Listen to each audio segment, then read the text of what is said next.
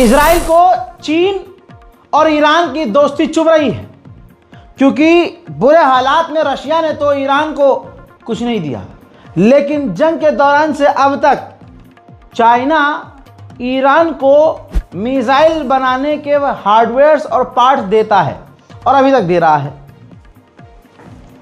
तो कुछ वक्त पहले इजराइल ने चीन से कहा कि आप ईरान को ये पार्ट वार्ट देना और ईरान को जो मिसाइलों से भरना बंद कर दो, आप मेहरबानी है, हमें आपके जवाब का इंतज़ार रहेगा। चाइना ने इजराइल को कोई जवाब नहीं दिया। सिर्फ इतना ही नहीं, ईरान को वो केमिकल और पार्ट्स भेजता रहा। अब परेशान होकर इजराइल ने दोबारा ये स्टेटमेंट जारी किया कि हमें नहीं पता कि चाइना ईरान को कितना और कब तक मिसाइलों से भरेगा, और ईरान को वो पार्ट्स दे रहा है मिसाइलों के, और हमने उनसे मना किया था, लेकिन अभी तक चीन ने कोई जवाब देकर अपना स्टैंड क्लियर नहीं किया है कि वो ईरान के साथ है या नहीं, या वो हमारी बात मानेगा या नहीं। कुल मिलाकर इजराइल को डर यह है कि ईरान चीन की मदद से मिसाइलों में भारी बढ़ोतरी ना कर ले और इजराइल का नक्शा अगली लड़ाई में बिगाड़ न दे। उधर चीन ने खुल्लम खुल्ला ईरान का साथ दिया। यूरोपीय यूनियन जो ईरान को धमकी दे रहा है पाबंदी लगाने की, चीन ने साफ कर दिया है कि हम इस बात के और यूरोपीय यूनियन की इस धमकियों के खिलाफ हैं।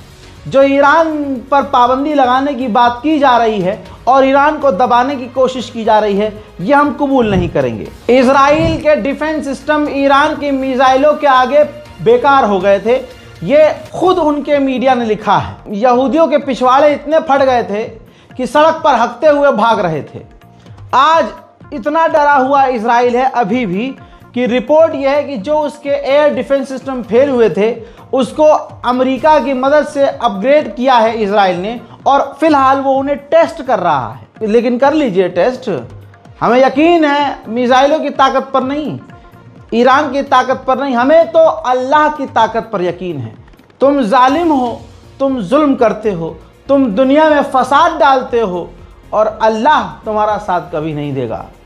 भले ही हमारे मिसाइलें तुमसे कमज़ोर हों, भले ही हमारे हथियार तुमसे हल्के हों, लेकिन जब अल्लाह की ताकत हमारे साथ होगी तो वो तो अल्लाह है, वो तो छोटे से परिंदे से बड़े लश्कर को पलट देने वाला है।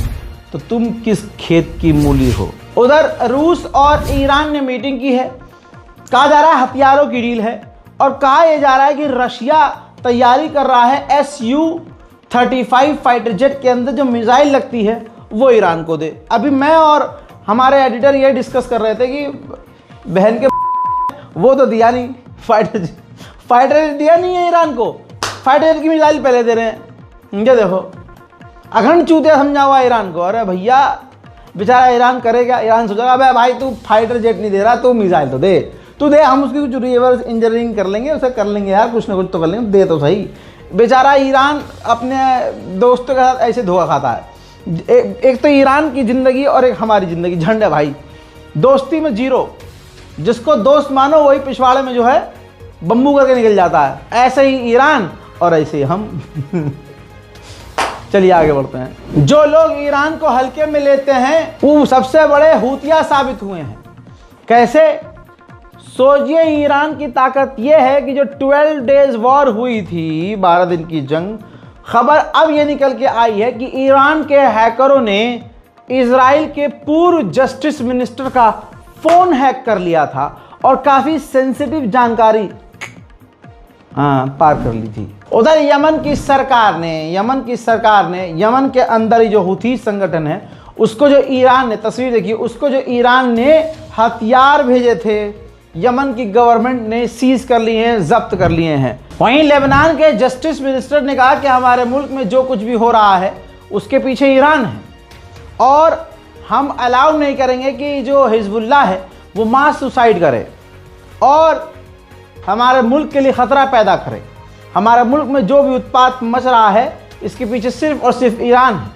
अब इसके बाद इजराइल के डिफेंस मिनिस्टर ने कहा कि जो लेबनान सीज फायर नहीं मान रहा है, तो इसके बाद जो कुछ होगा इसके जिम्मेदार सिर्फ लेबनान की सरकार है। कुल मिलाकर इतना बुरा हाल मिडिल ईस्ट का है कि आप सोच नहीं सकते।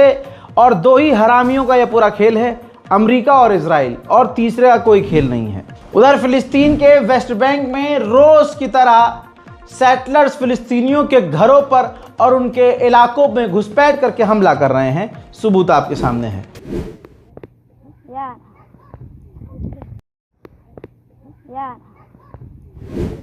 उधर मुर्दा ओआईसी उठा है और उसने निंदा की है। कितना बड़ा काम कर, निंदा कर दी है भाई, वाह। एक बार खड़े हो गए तालियां ओआईसी के लिए। हाँ जी, बहुत बढ़िया। ओआईसी ने निंदा की है। इजराइल ने जो वेस्ट बैंक पर कब्जे का ऐलान किया है, ओआईसी ने निंदा करी। अरे मुंह में बहा दो इन्हें, ओआईसी वालों को। ऑर्गेनाइजेशन इस्लामिक कॉरपोरेशन, ये कॉरपोरेशन है। 61 से 62 हजार फिलिस्तीनी मारे गए। इन हरामियों का ग्रुप सिर्फ निंदा करता रह गया।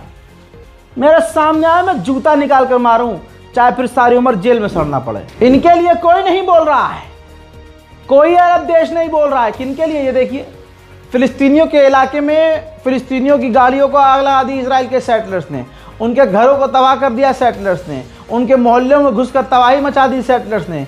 बोला कोई अरब देश? कोई नहीं बोला। वहीं मेरे दोस्तों, फॉर्मर सऊदी अरब के पूर्व इंटेलिजेंस चीफ कह रहे हैं, इंटेलिजेंस मिनिस्टर थे पूर्व, उन्होंने कहा कि सऊदी अरब इजराइल के साथ कभी नॉर्मलाइजेशन नहीं करेगा, जो वॉर क्रिमिनल है, जो बच्चों को मार रहा है।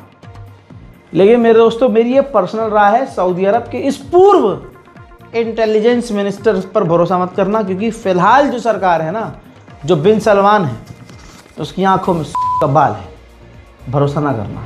उधर गाजा के लोगों को, हजारों लोगों को आखिरकार इजराइल ने निकाल दिया है, और अब वो पहला जो झुंड पहुंचा है, ग्रुप, वो बेल्जियम पहुंचा है। ये देखिए, बेल्जियम के लोगों ने उनका फिर स्वागत भी वैसे ही किया है। इनमें गाजा के बीमार लोग पहुंचे हैं, मिस्कीन लोग, परेशान लोग, बेहाल लोग, गरीब लोग, लुटे हुए पहुंचे हैं, जिनका बाप मर गया, किसी की माँ मर गई, किसी की वाइफ ख़त्म हो चुकी है, किसी के बच्चे मारे गए, किसी का पूरा ख़ानदान निमट गया है।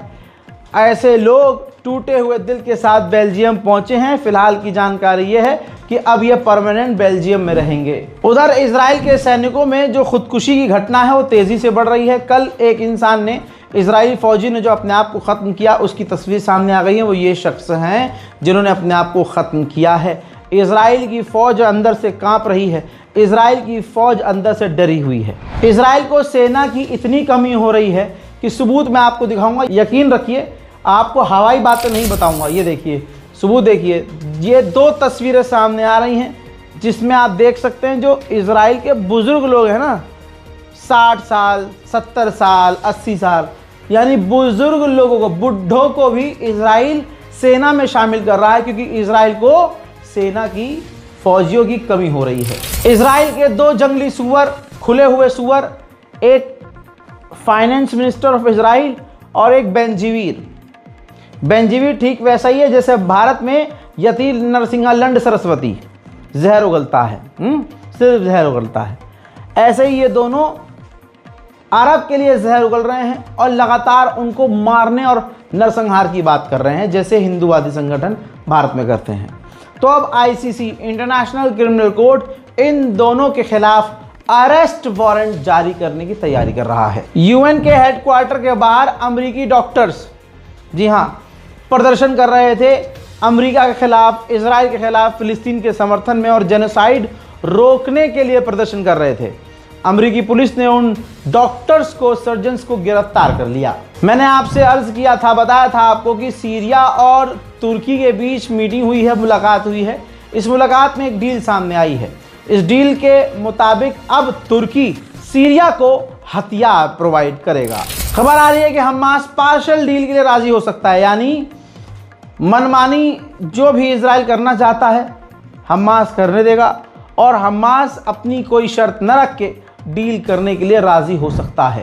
गाजा के अंदर भुखमरी से, महामारी से और हवा पानी वहाँ जो जहरीला हो गया है, उसकी वजह से बीमारी बच्चों में फैल रही है। स्किन की बीमारी ऐसे है जैसे जल रही है स्किन, फफोले पड़ रहे हैं और अजीब किस्म की बीमारी बच्चों में पनप रही है। वहीं इजराइल की फौज ने 15 फिलिस्तीनियों को वेस्ट बैंक से गिरफ्तार कर लिया है। मोहतरम हज़रात, गाज़ा और फिलिस्तीन की मदद करने के लिए इस बारकोड का इस्तेमाल ज़रूर कीजिएगा। इस रिपोर्ट को शेयर करना मत भूलिएगा। मैं हूं रज़ा और आप देख रहे थे रज़ाग्राफी अनस्क्रिप्टेड। जय हिंद।